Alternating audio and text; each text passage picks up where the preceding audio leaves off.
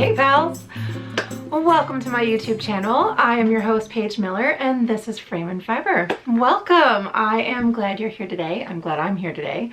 I would like to chat with you about some of the things that have recently happened around these parts and talk about some of the knitting that I'm doing. So if you are new to my channel, this channel is mostly a making channel. I talk a lot about picture framing and knitting and yarn. Crochet thrown in there, weaving and spinning as well. So if those things interest you, I hope you'll stick around. And thanks. You can follow me across the interwebs as Paige the Framer on Instagram and Ravelry. So check me out there. And on Ravelry, I also have a group page for this podcast, and it is Frame and Fiber. So search all that out and join me there. I would love to catch up with you.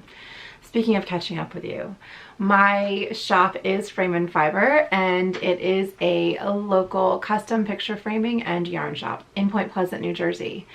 So if you ever find yourself vacationing or visiting the Jersey Shore, stop on by. I'd love to meet you. Okay guys, let's jump into this. So the last time I talked to you, which was back in September, I talked to you about the New Jersey Sheep and Fiber Festival.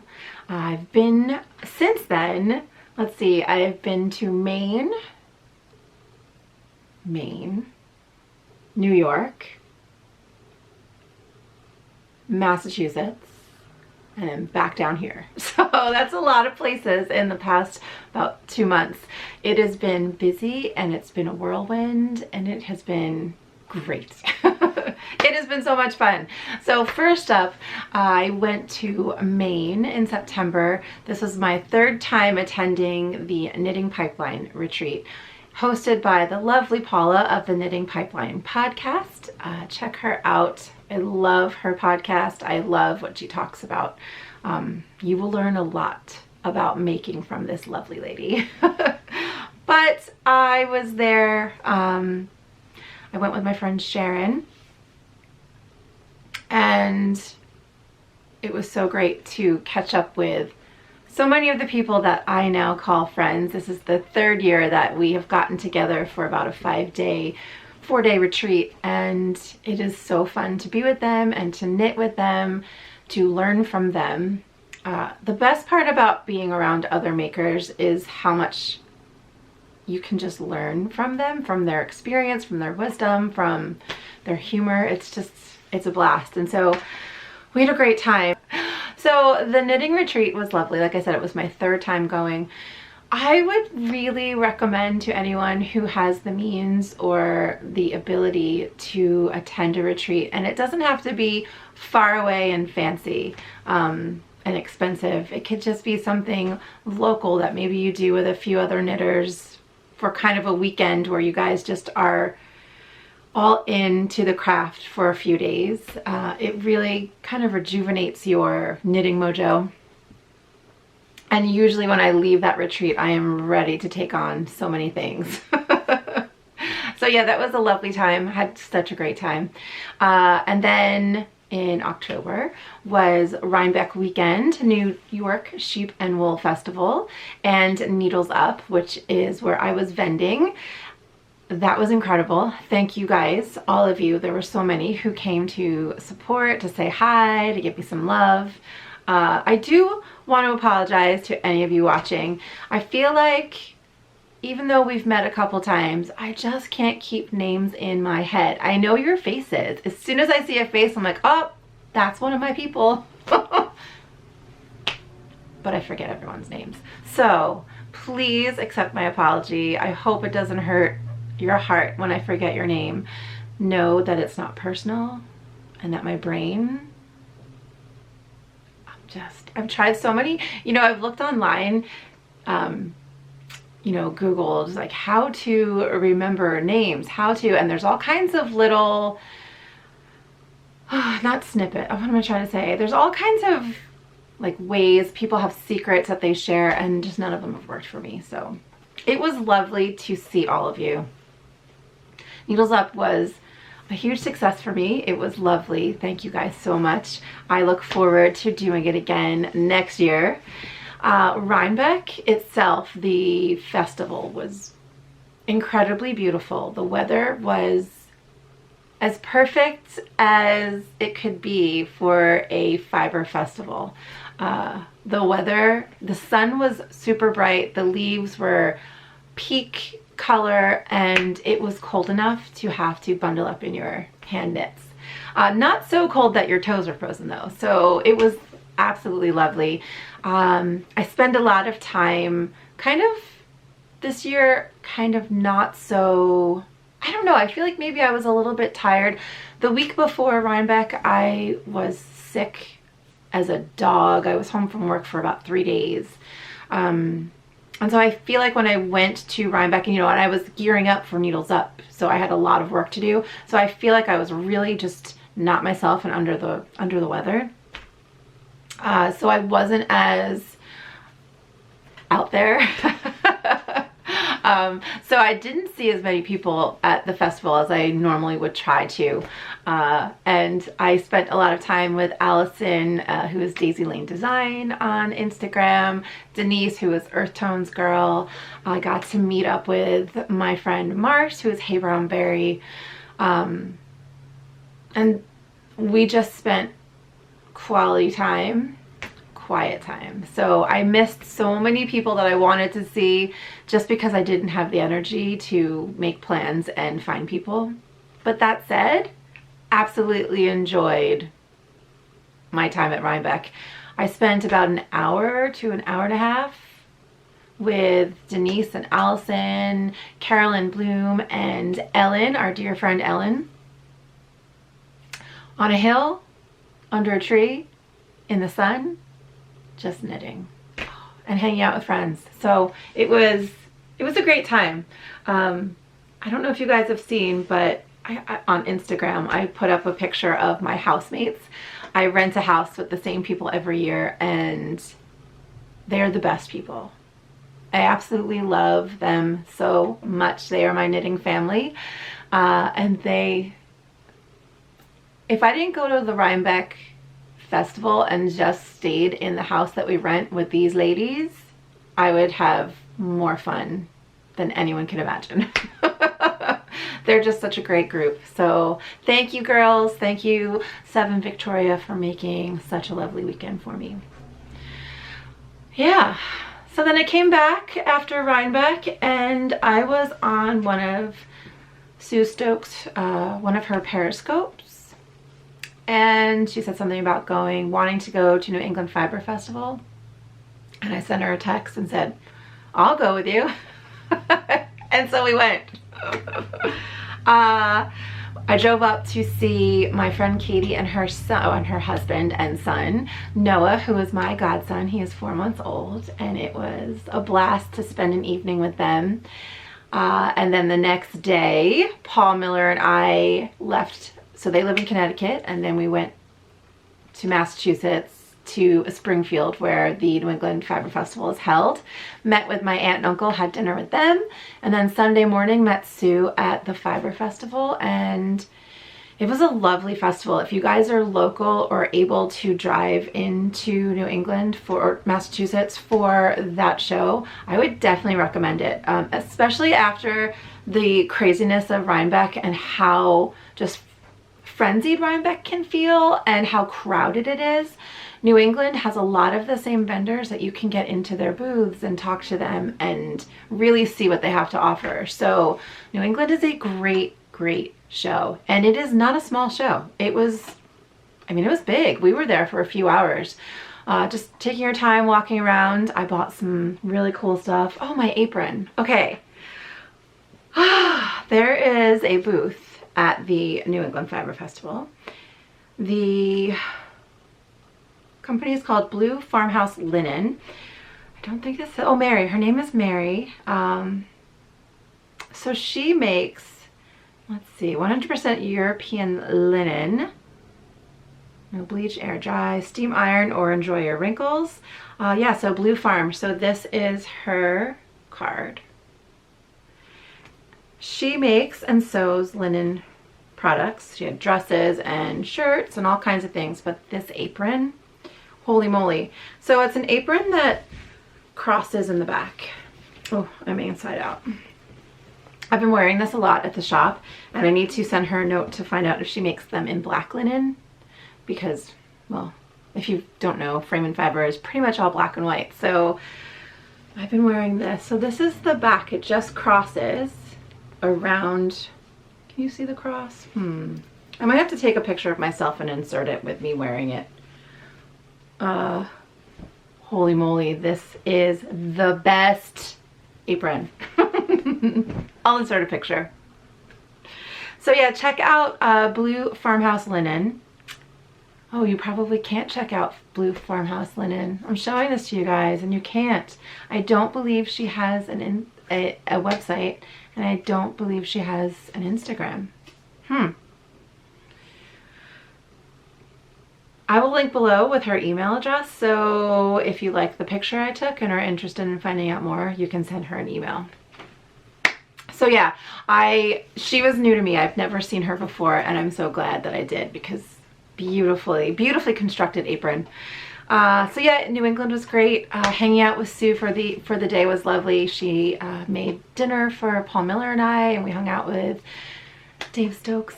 It was so lovely. So yeah, it was great. So then I come back to New Jersey all set to work, and the second weekend in November, Miss Denise, who is Earth Tones girl, hosted a No Fears sock knitting workshop at Frame and Fiber. It was so great. She had 15 students and it was lovely. We had a great turnout, a great experience. It was 4 hours. They had lunch in between, and it was great. I know Denise is going to be offering that workshop several times more. I know she's doing it at Vogue Knitting Live in New York City. So follow her if you're interested in taking a workshop with her, or if you would like to see her if you would like Denise to come to Frame and Fiber again, comment below, let me know, or send me an email. Shoot Denise an email and let us know you'd be interested in taking another workshop there at the store. It was lovely, Denise. That was a great time. Thanks so much for coming to the shop and teaching. I do have a couple workshops scheduled for the new year, for 2020, that I will announce a little bit later on in the year.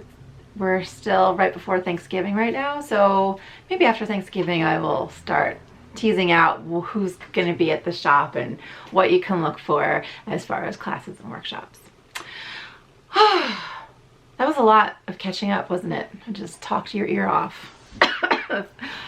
I guess all of that to say, September and October and November have been great. This fall has been so much fun. The shop is busy and bustling, and Jamie and I couldn't be more happy with everything that's happening at the shop. So thank you guys for all of your love and support. I think that's about it. I don't know if I have too much to talk about other than knitting. So let's do it. Should we talk about finished objects?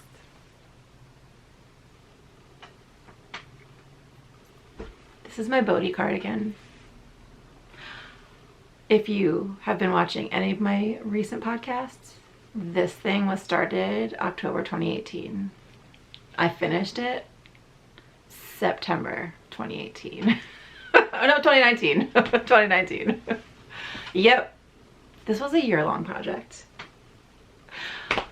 And I'm so in love with it. I cannot even tell you how much I love this sweater.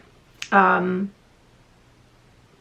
modifications. I followed the pattern as is. It is called Bodhi by Elizabeth Dougherty. Haha, Elizabeth Dougherty. I met her at Rhinebeck, and it was pretty funny. This is me in a nutshell. So all of my friends out there who I never recognize your faces when you say hello, you're in good company. because Miss Elizabeth Dougherty, I was standing on the hill talking to friends, and she kind of came up to me and said, "Oh, your Bodhi is so beautiful. I love it." And I was like, "Oh, someone recognized the Bodhi. Oh, I'm so excited you recognized it." And I was like, "Thanks so much. What's your name?" I asked her what her name was. And she definitely giggled and said, "I'm Elizabeth Dougherty." And then of course I probably turned beet red and giggled and made a total buffoon out of myself. You can visualize that, can't you? And so she was wearing her most recent make. She just released it, I believe, in October. It's called the Ellery. It's a yoked pullover sweater done in Quince & Co. Kestrel, which I sell at the shop. So I have swatched for that, and that will be a future work in progress. I'm very excited to make that. But she was wearing that. I was wearing my Bodhi. So she and I swapped sweaters right there on the hill. The Ellery fit me incredibly well, and that's why I need to make it. My Bodhi was a little bit big on her, but she's a little shorter than me. But it was fun, so I have a picture of that. So yeah, that was fun. So my Bodhi was recognized by its maker, its creator. So the yarn that I used is Luna Gray Fiber Arts in her Nova worsted based. It is a worsted weight yarn. It is a non-superwash 100% merino, and it is a lovely yarn to work with. It is a soft, scrumptious, plumpy merino. I think going forward, the yarns that I buy from now on for sweaters will not be 100% merino. As much as I love merino's softness and squishiness, it is a very soft fiber. There's no toothiness, and so it pills really easy. So under your arm and down the side here, it pills a lot. And that's not a brand of yarn, that is the type of fiber. I know I hear people all the time saying, "Oh, I don't like that yarn, it pills." It's not the yarn that you don't like, it's the actual fiber. So, or the fiber content. And so I feel like with merino, it needs to be blended with something kind of like alpaca. Alpaca, you will lose a lot, it'll pill. Cashmere, so as much as it's luxurious and so amazing to use these 100% soft fibers, they're not the best for upkeep. They're not going to wear as well. So for me, for sweaters, that's not to say that you shouldn't buy 100% fibers, because oh my gosh, if you take this lovely merino or another merino that I'm working with on one of my works in progress that you'll see, they are so lovely against your skin. So if you're making a cowl or a hat or a shawl, something that's not going to be rubbing with friction, that's friction, that's what that means. You will be fine. So yeah, for me personally, I think I want to veer away from 100% soft fibers for my sweaters. I mean, if I can find a merino, I don't know, blended with a toothier wool and maybe throw some silk in there, that might be a sweater. So these are the things that I think I'm going to go forward with. That said, I have two sweaters quantities of 100% merino in my stash. Well, one I just finished using, so I have one left. So after that, 2020, I'm going to figure out what blends I love for sweaters. All right. Why was I telling you that? Oh, because I was talking about this yarn. It is a scrumptious yarn. Highly recommend this yarn for all of the things, minus the sweaters. Okay, so the construction of the sweater, it is a drop shoulder cardigan, knit flat. It does have pockets. It has this luscious, scrumptious brioche shawl collar. It is a Guernsey or Guernsey style of knitting, meaning it has all of these different texture patterns using just simple purls and knits. Let's see, let's do this. We've got 1, 2, this is considered its own section. So 1, 2, 3, 4, 1, 2, 3, 4, and then 5. So there's 5 separate stitch patterns, and 1, 2, 3, 4 of them call for different size needles. And then you use a different size needle for your shawl collar. You use a different size needle for this faux seam here. You use a different size for the bind-offs, the cast-ons, lots of needles involved. So, and it's a big knit. It comes down mid-thigh for me. So this is an outer garment for sure. Because it's an outer garment, I kind of wish I didn't use merino as well. I wish I had used something toothier. Because it's outer garment, it's not against my skin. Well, it is right now, I guess. Maybe I would have liked to use the body a different, and then maybe the shawl collar just merino. I don't know. But I could have definitely used a toothier yarn because I'm always wearing something under it. That said, so all of those needles and switching back and forth in the pattern made it not necessarily the project that I brought with me everywhere. So I think that's part of the reason why it took so long to make it, because honestly, the pattern is written so well and so precise that I had one question in the entire project, and Elizabeth Dougherty in her Etsy group, Ravelry group, has a thread for every one of her designs, and you can go to the design you're working on and read through, because everyone has questions, and she or her moderators answer the questions. So I didn't even need to, like, even though I had a question, it was really easy to find the answer. I didn't have to guess. I didn't have to mess up my sweater and rip anything out.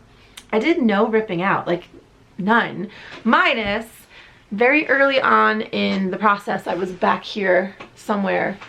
I had to drop down to fix some of the pattern because I kind of fudged up the pattern, and you could really see it. I did a video on that. I'll link here if you would like to see what I did. It's a bit of a dry video, but whatever. It's the first and only tutorial I've ever done. It's how to drop down and fix in the pattern. So that was it. I ripped out, that wasn't true, I did have to frog back, or rip out. I had to rip out somewhere, maybe around the pocket part, because I was hanging out with friends. I did have it out one night, and I maybe was having some cocktails, and so I had to rip that back. But nothing major. So please, if you are looking for a challenging but fulfilling project, this is the one. I would not recommend this to any beginner at all, but for the intermediate who is kind of wanting to advance more, this is a really good one because of the pattern support you get, the pattern itself, the way it's written. It's pretty straightforward. You definitely need to swatch Elizabeth Dougherty for this pattern and the Ellery. So these are the only 2 sweaters that I've made by her. She actually gives you in the pattern how to swatch. So she doesn't just tell you, oh, you know, 24 stitches and I don't know, 20 rows makes 4 inches. She tells you that, but then she has a swatching for Bodhi, and she gives you explicit instructions on what to cast on, what to knit, how to knit, and then block and measure. So that's another thing. If gauging makes you kind of worried, if you don't necessarily swatch all the time, try one of her patterns, because you will have success with the swatching because she walks you through it. This was my swatch. And yes, she did have us swatched because there were 1, 2, 3, oh, 1, 2, 3, yeah, 4 different needle sizes. So she has you doing that, and honestly, I got gauge. I think I got gauge for all of the stitch patterns using the needles she recommended, except for one, and I can't remember which one it was. I had to change one needle. So that is my Bodhi. Oh, I'll show you this too. This right here. Can I do this? Yes. This is a jewel or Yule. I don't know how to pronounce it.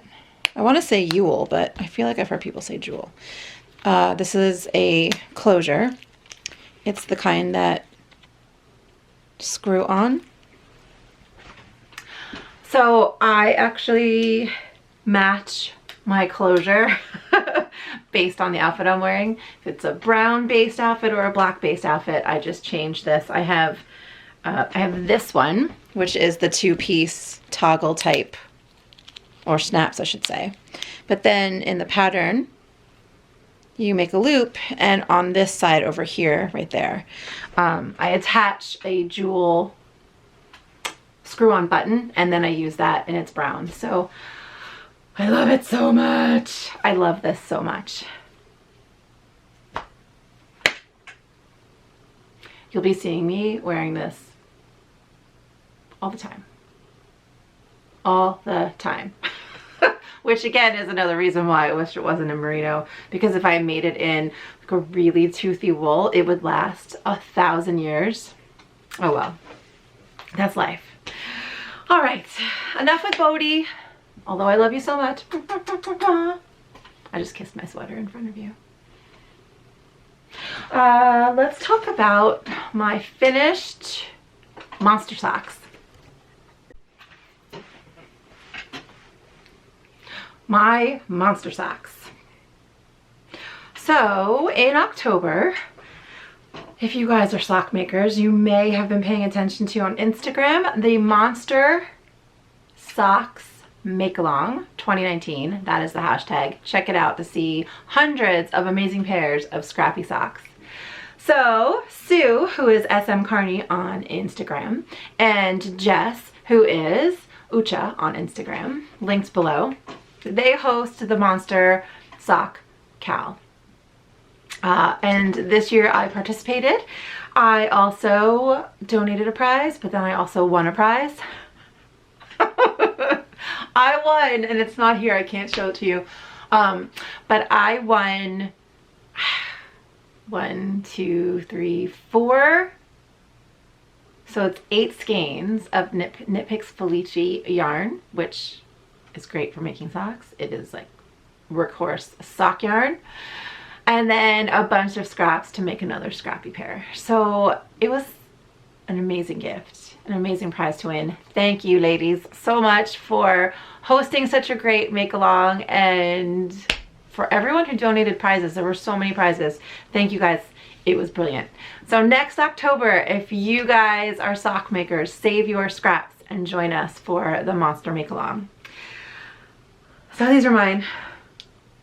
They're finished. They're not only finished, but they've been worn and washed several times. And what is today's date? November 21st. I've worn these a lot. What can I say about them? I cannot tell you all of the different scraps I used because I don't remember all of them. So I won't bother trying. Some of these scraps came from friends. Some of these scraps were from socks that I made during the year.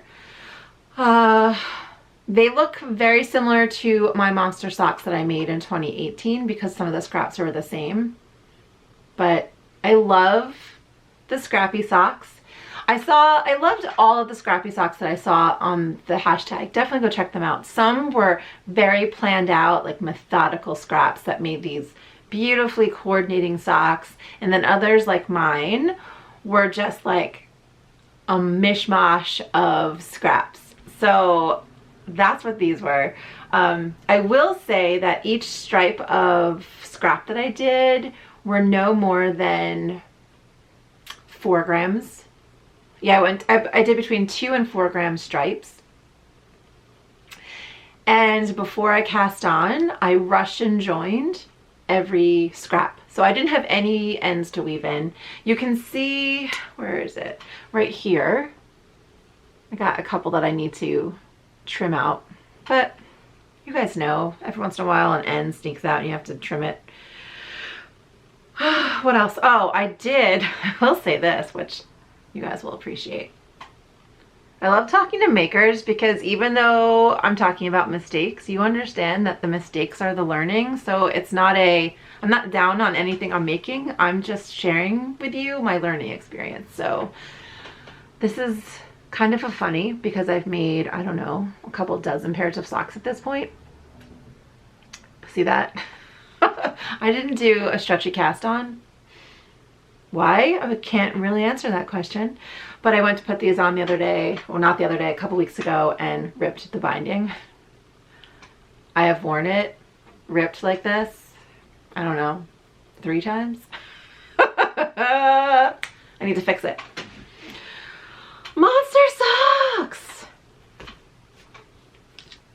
I will say that. I kind of coordinated. You can see that they're not as random as I'm pretending that they are, because my cuffs use the same yarn, and then I use this. This is Toad Hollow yarn, and then it's kind of sort of scrappy and not matching until, well, that's about it.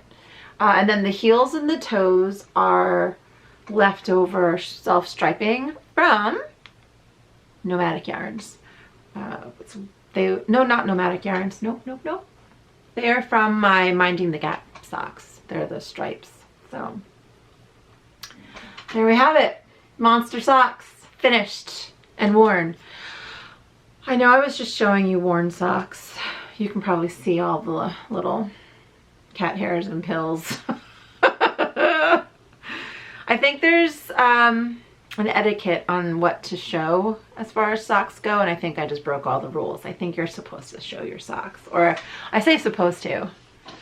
People who have couth, podcasters who care, they make sure to show you their socks when they're pristine and new. I don't really need to say any more, do I? All right, monster socks on the floor. Done. So those are my FOs for today. Let's look at my works in progress. I have a couple socks to show you. So let's look at those first. My first pair, this is for my niece for Christmas. So Freckled Whimsy, check out Freckled Whimsy. She is a yarn dyer. And sock cranker extraordinaire. If you have languishing skeins of sock yarn that you want to make into socks, but you just feel like you don't have the time to sit there and just knit the stockinette, or you have other pairs that you really want to knit, but these you're not as in love with anymore, whatever your reason, you can ship that skein of yarn off to Freckled Whimsy, and she will crank a sock tube for you, and she will hold back 20 grams so that you can do heels, toes, and cuffs. So if you're doing vanilla socks, this is a great way to save some time, especially for gifts. And I say that because you get this tube back and it's all ready to go, and it could then sit in your stash until you know you want to make a pair of socks for someone, and you get to do the fun parts without all the stockinette. Not that the stockinette isn't fun. Like, I definitely have socks that I will be continuing to knit the entire sock. Like, one stays in my car, that's my glove box knitting, you know. The socks that are just easy because you can bring them any place. They're small, so definitely there's a place. But if you're like me and you had too many pairs that you knew you couldn't get to, this is a way to get to them. So there's my tube. I have 2 toes. I am waiting on, I need to text my sister-in-law tonight. I need to do that tonight. because I've been saying I need to do it for a week and I keep forgetting. I need to text her and ask her what Morgan, my niece, what her shoe size is so I can make the right size for her. And then I'll cut in the heels. And I think I'm not going to make these as long as this. What I think I'm going to do is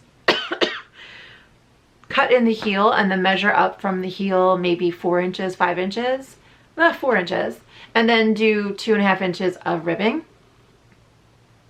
And then whatever's left over, if I have enough to make another shorty pair for myself, I'll do that, or they might go into next year's monster socks. So yeah, this is a self-striping yarn dyed by Into the World. I bought this probably either at Rhinebeck or I believe they're in Maryland too. One of the sheep shows, probably 3 years ago. So I'm kind of going into my languishing skeins and using them up. I don't have a huge stash. Like, it's not like it's this huge overwhelming, and it's not that I wouldn't have liked to knit these by hand, but we only have so much time. So I am knitting these on my signature double pointed size 0, living in my woolly bags needle winder. And it's living in my, what is this? The Fawn and the Fox. This is one of my all-time most favorite project bags. Okay. Next pair of socks. This is a languishing whip that I started last December. I brought these with me in January to Las Vegas for a picture framing trade show. And I thought I lost them for several months. I thought they were gone. They ended up being in a bag that I tossed into a closet and didn't look at for months. So I lost them, but then found them again. So I am more than halfway through the second sock. So I definitely want to have these done for Christmas. So that is, you've seen these before, right? If you've watched any of my old episodes. This is the finished. Let me put that on a sock blocker so you can see it. I will definitely show these to you again because I love them so much. When they're finished, when it's a finished object. So it is the Midnight Snow pattern by Natalie Sheldon, who is Remembrances Pottery on the Instagrams and I think on Ravelry too. If you search Ravelry for Midnight Snow or Natalie Sheldon, I think it's under her name. So there's that's the finished one. So I've got a hoe. I don't know why that makes me laugh. Oh wait, I know why, because everything makes me laugh. Okay, so there I am. I am just about, oh yeah, I only have a few more rows until I feel like, is this an afterthought? Yes. So I can't remember how the heel's done. I could look at the pattern, but I forget. I'll talk about the way it's done when it's a finished object. So I'm almost at the foot. So really, I don't have that much more to do. I can definitely get this done before Christmas so that these are my Christmas socks this year. And also, Natalie, the pattern writer, Natalie Sheldon, she's hosting, okay, it is called RP Socks Along 2019. I'm gonna put it down here, right here somewhere, the correct hashtag so you can look that up. So if you are working on any of her patterns this season, it's November, all of November and all of December. So it ends December 24th. I know that. So from now, as we speak now, through December 24th, you can be working on one of her projects and be a part of the knit along. She also, if you are an Advent enthusiast, yarn enthusiast, and have purchased any Advent, or if you're into knitting for Advent, I should say it that way, part of this knit along, I'm getting lost in my brain. Let's start that over. she has released an Advent sock pattern. So it is 24 rows of colorwork socks. She is the colorwork sock queen. And each row is a 10 row or a 9 row repeat. So it's something that you could do in a day. It's not much. One sock for me anyway. Maybe if you're a speedy knitter, you could do more, but for me, that would be one. One sock. But that is a free pattern on Ravelry that she has graciously done all of that work of charting for all of us and given that away. And she has said that if you would like to do that, it's written for you to use up your scraps. So get on over to Ravelry and grab that pattern and join the make along. I believe she also, oh, and people are, you know, it's not just for the Advent sock though. It can be any one of her patterns. So join us, please. And when you go over there and download her free pattern, maybe pick up one of her paid patterns to say, yay, Natalie, keep making patterns for us. All right, this will be done before Christmas, I promise. What yarn am I using, you ask? What needles am I using? The lovely ladies of Toad Hollow dyed this yarn for me.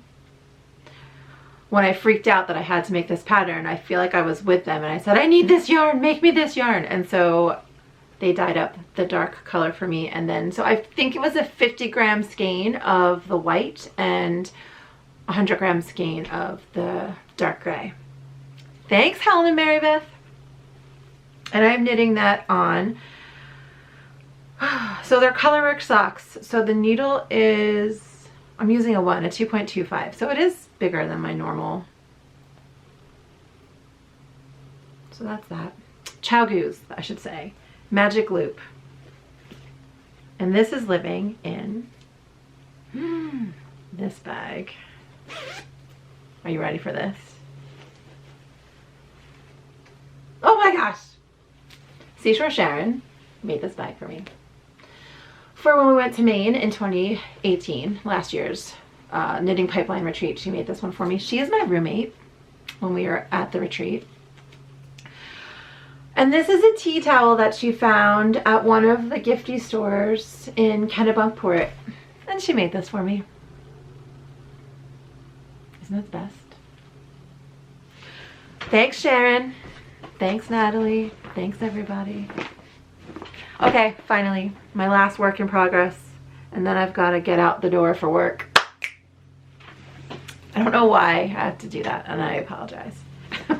In my Fat Squirrel project bag that I bought from Amy Beth at Needles Up in Maryland in the spring. What size is this? This is not her sweaters quantity. This is a smaller size. I think it's like sweater, then this one, then sock, I believe. I love it. So this is an impulsive cast on. Because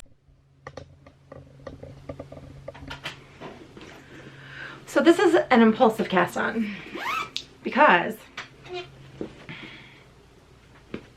I was cleaning out my stash, not cleaning out, I was organizing my stash last weekend just to see, you know, I was wanting to make the socks for my niece, so I'm like, oh, let me look and see. I feel like I just did something in the camera. Let me fix that. Is that better? That's better. Okay, we're good. What was I saying? Impulsive, organizing, yes. Looking for the sock yarn for my niece, blah, blah, blah, blah, blah. And I found in its little bag, I store everything in plastic bags in my stash. I found this. I have, oops, come on. Almost. There we go. So I have 6 skeins of this beautiful gray Woolfolk far. It is the squishiest merino, 100% merino you will ever find. Do not make a sweater out of this. I think it's super squishy because of the way it's constructed. It is a braid, nope, it's a chain plied yarn. Looks like it's braided. It looks like rope. And I think because of that, it gives it more room, more air in there for the fibers to be loose and like, do you like this? Read my sign language, people. What am I saying? Ah! And then, so it's chain plied, and the ply itself is, or what's making the chain is single ply. So it's a single. Oh my gosh, speak. So you can see it is a lovely, scrumptious, look at the lovely halo. Yes, it's all loveliness. This should only be shawls and scarves and hats, because you are going to lose all of this fiber if it's under your arm. And it's way too lovely and luscious and expensive. It's not, don't make a sweater. I'm sure most people are like, you're crazy, make a sweater, but whatever. I got this, I'm like, it's really lovely. So I got this yarn from Chelsea Yarns. I believe Christina sells the whole line of Woolfolk. So if you are interested, check out Miss Christina's shop, because that's where you'll find the most fancy yarn. I got this from her, I forget how long ago. So I originally got it because she had in her shop a pattern or a sample of it up in, I believe it's the Farmhouse Shawl. But of course, as we all do, we're like, well, let's just see what Ravelry says before I commit to that shawl, right? At least that's what I do. And in my queue, I've had in my queue for a while now, Void Shawl, the Void Shawl by Melanie Berg. And when I was reading that pattern, she knit the sample in Woolfolk Far. So I said, hey, that's for me. So here we go. There it is so far. And it is gorgeous. I thought for a little while, so this wool, I don't know if it's just me and if it's all in my head, but I feel like it makes my hands sweaty. So then I feel like I'm felting the yarn as I knit. But I need to just relax. I need to just chill out because it really is lovely. I don't know if I would use this yarn again for anything because of my recent discovery of my likes and dislikes of Merino. But, you know, thinking of the blends, if anyone's watching who has any type of say in a yarn company, Manistil Uruguay makes a yarn called Serena, and it's 50% baby alpaca and 50% cotton. And I've made several things out of that. And it has nothing, so I wove a scarf. I made a sweater. Oh, I made a sweater out of that. Oh, not a sweater, a vest. I feel like I've made other things too. That stuff holds up amazing, and it has the softness of the alpaca and the strength of the cotton. So maybe if they took all the merinos and mixed it with cotton, we need to find that. Do you guys know of a 50% merino, 50% cotton yarn? Comment below, will you? All right, so there it is. I am knitting the Void Shawl on my ChowGoo size 7 needles, circular. And I think this pattern only calls for maybe 5 skeins. So I think I might go a little further in the pattern and make it a little bit bigger to use up all the yarn. So yeah. Or I guess I could, no, I'm not making mitts, they'll pill. Beautiful. Beautiful. This is definitely a treat yarn. Like I could never have, I could never afford to make much more out of this. I don't even know why I ended up buying that. I've been balling up the yarn on my Nosta pin Do you know what's funny? I don't use my ball winder much, like at all. I use my Swift. So if you're in the market for gadgets, knitting and fiber gadgets, the first thing you should buy is not a ball winder, it's a Swift. Because a Swift is going to hold your yarn so it doesn't tangle while you ball it up. If you buy a ball winder first, you can't ball up your yarn without the Swift because the ball winder goes too fast and you'll make a giant mess. So get your Swift first. I have up here, I'll link to it. I did a little review of Wools of Whimsy's Swifts, which are lovely and very affordable and handmade. So I recommend that Swift. And then you don't even need a ball winder. You need a Nostopin, because the Nostopin makes lovely balls. This was balled up on it. It looks like it was on a ball winder, but it wasn't. Stay focused, stay focused. Yes. So that was made on this. So, Swift and Nostopin. That is my 2 cents. Excuse me. I love my Nostopin.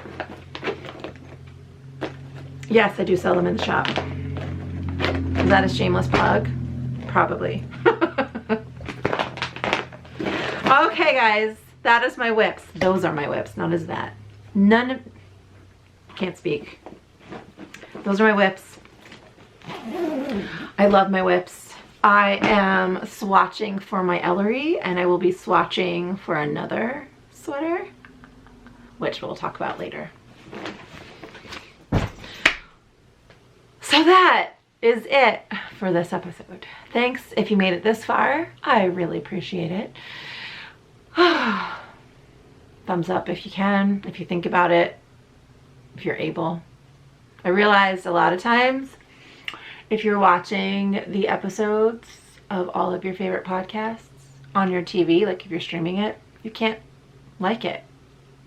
You can't thumbs up it. You can't subscribe. So if you're from your phone or your computer, rethink about it. And if you are watching me on your TV and you cannot do all of the subscribing and liking and all that happy horse shit, sorry, happy stuff, why don't you just pick up your phone and go to Instagram and follow me there.